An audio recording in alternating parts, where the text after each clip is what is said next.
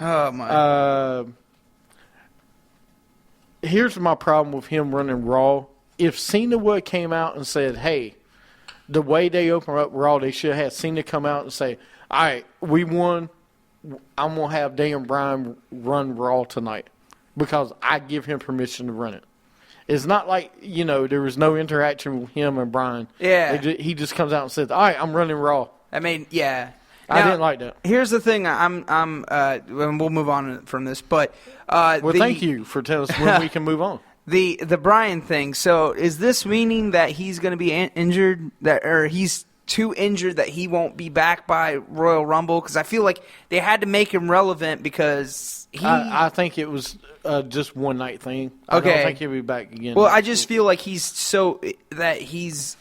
too much injured, or he isn't wealthy or healthy enough to get back in the ring by Royal Rumble. Well, he's definitely not wealthy enough because he'd be shaving. I don't know, man. He might be. I'm just kidding. I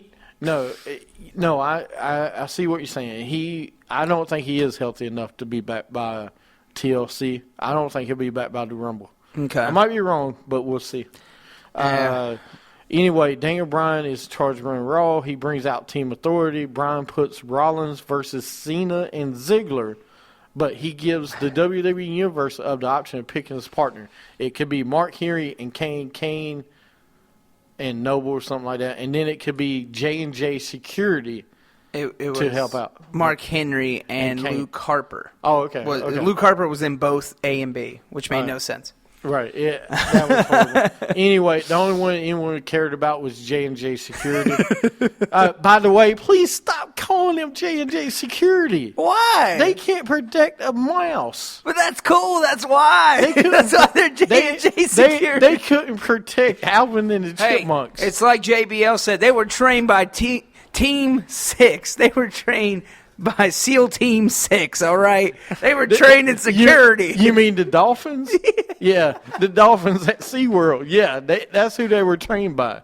Are you kidding me? How do you go from a SEAL to a Dolphin, sir? That's what I meant. SEALs? I mean, seriously, that's the only SEALs they were trained by. They were never trained by them Marines or anything else. It was a bunch of Dolphins in SeaWorld. I mean, seriously, dude. Jamie Noble has never been out of the trailer park in West Virginia to training. No, but he's had a good girlfriend or whatever she is anymore. Yeah. Nadia was awesome, dude. Don't watch Nadia. Nadia was awesome. Oh, I watched her. I like Nadia her. and Jamie Noble were incredible together, especially on SmackDown. Ooh.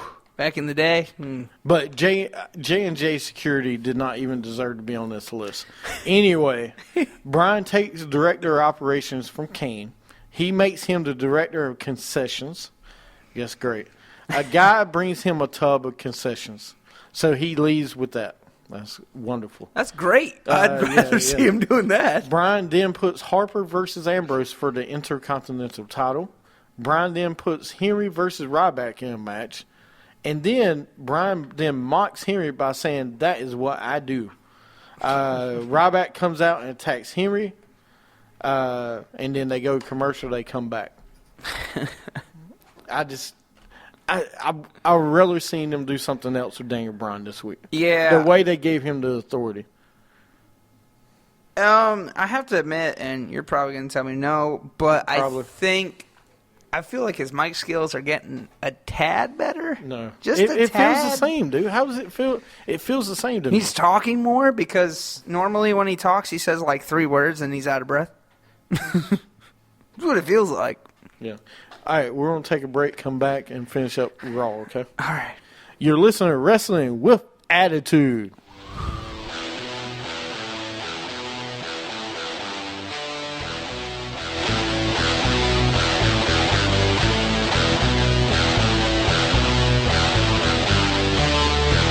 Survive by wet shoes.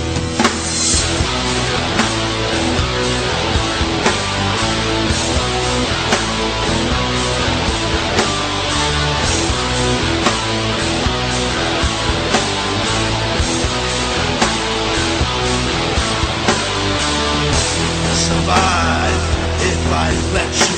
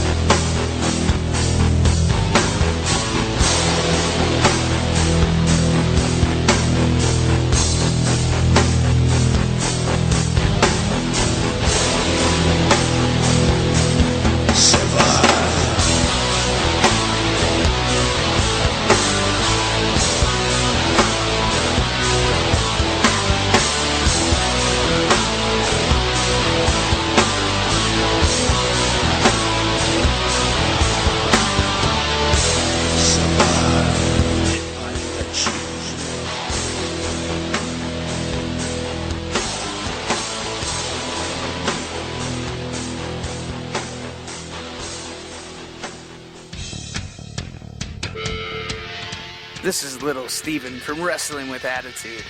Do you want to be extreme? Or maybe you want to be the show-off / face?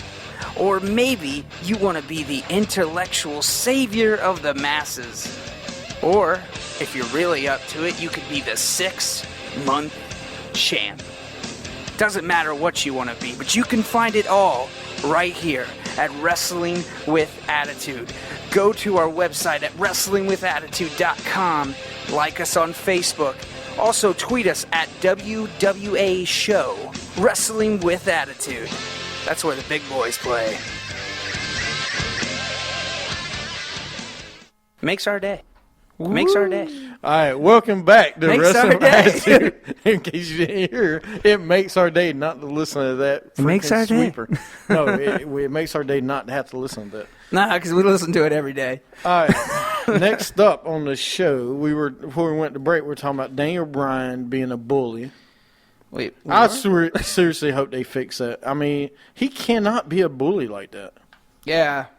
Okay, JBL. No, he is a bully. JBL's a hero. Okay. Yeah, You know. of course he is. Anyway, we had Ryback came out. He attacked Mark Henry from behind. Another bully. I mean, seriously. We're supposed to be a bully star, programs. And be a star. and all these people are being a bully to the stars. You see, that's what it's about. Then we had Ryback. He beats Mark Henry with the meat hook. With the meat hook. That's it. Okay. Then backstage we had Stephanie and Triple H with Vince. He says somehow, some way, you're going to fix this. That's the reason I'm saying somehow Triple H will get the power back. Then Stephanie says she is sorry, and Vince says, never say that word to me. And the only thing I'm sorry about is I have to have Thanksgiving dinner with you two. Oh. That was funny. Oh, man. I love you, Vince. So you see this is my point. This is what Daniel Bryan has started and John Cena. Daniel Bryan did nothing, sir. It was all John Cena's fault. It's John Cena and Daniel Bryan started this. You just want to make Daniel Bryan relevant. Yes! Yes! No. I hope they His crash neck it. must be doing good because, this takes a lot of movement right here. Yeah. Yeah. And It does. then we had Ambrose versus Harper for the Intercontinental title. Ambrose better. brings out tables, ladders, and chairs when Wyatt comes outside.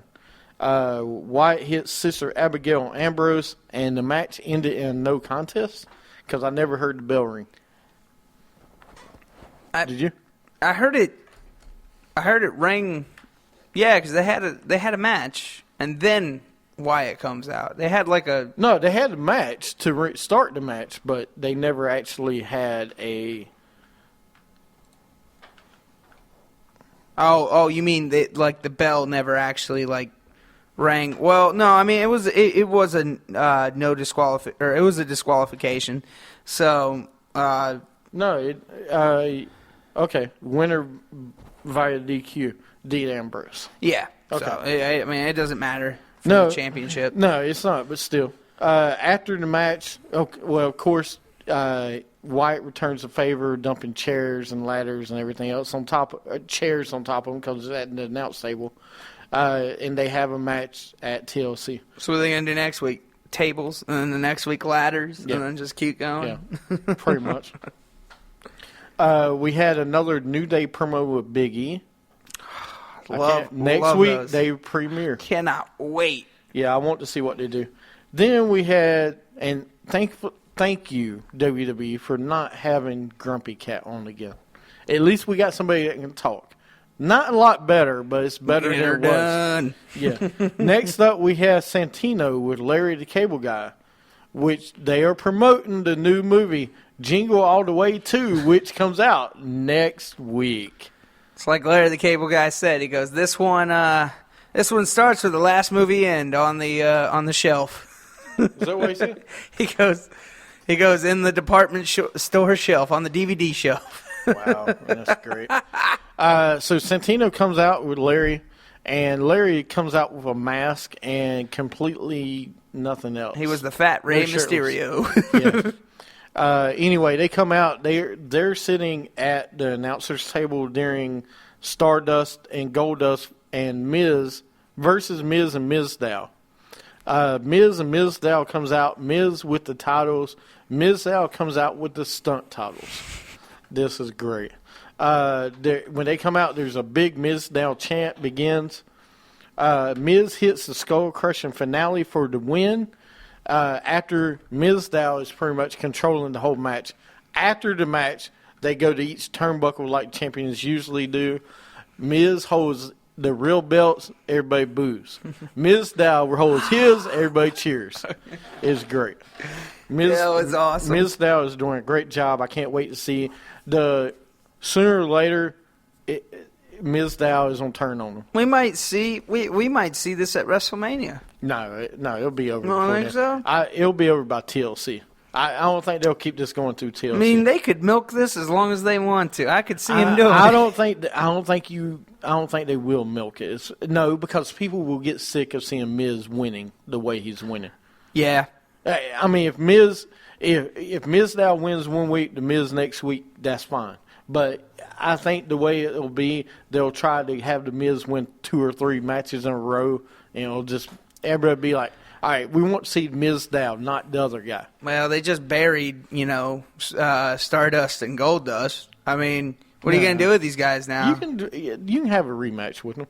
Well, I mean, they just did. They had a rematch for the titles. You could have another one. You could have, on SmackDown, you could have Goldust and Stardust come out and attack them. I mean, is this where New Day comes in, and is that going to be the new tag team guys? I don't know.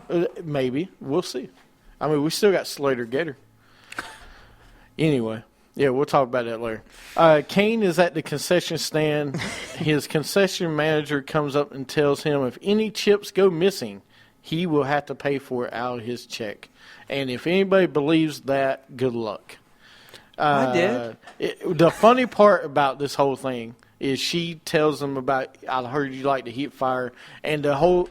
Well, the funny thing, burn things. Burn things. But the funniest thing about this is if you've ever watched Slam City, Kane is actually the lunch cook. So he kind of fits his angle, which is pretty good. But it's pretty... I felt like Kane just was trying not to laugh through the whole segment because he kind of looked like he was about to laugh through the whole thing. Rusev and Lana comes out. Lana says this isn't fair because Lana has to either repeat the Pledge of Allegiance or Rusev has to defend the U.S. title in a battle royal against the whole company. And I guess he chooses the other. So why doesn't Rusev has to pledge allegiance? It's just Lana? See, I thought it was Rusev had to do it. I didn't know it was... Because I thought he said, Rusev, you could either do this or this. He did. Lana can do this or you do this. I didn't get that at all. Well, that's what I'm saying. I didn't understand why he didn't do it with her or... I mean, something. Yeah. Let her do one sentence, he does the next one. Lana says this isn't fair. What kind of country forces you to do this stuff when Russia does this stuff all the time? Brian says he thought you would leave because Rusev was leaving the ring when Lana got halfway through it. So he's giving you a chance. Sergeant Slaughter comes out, which is great.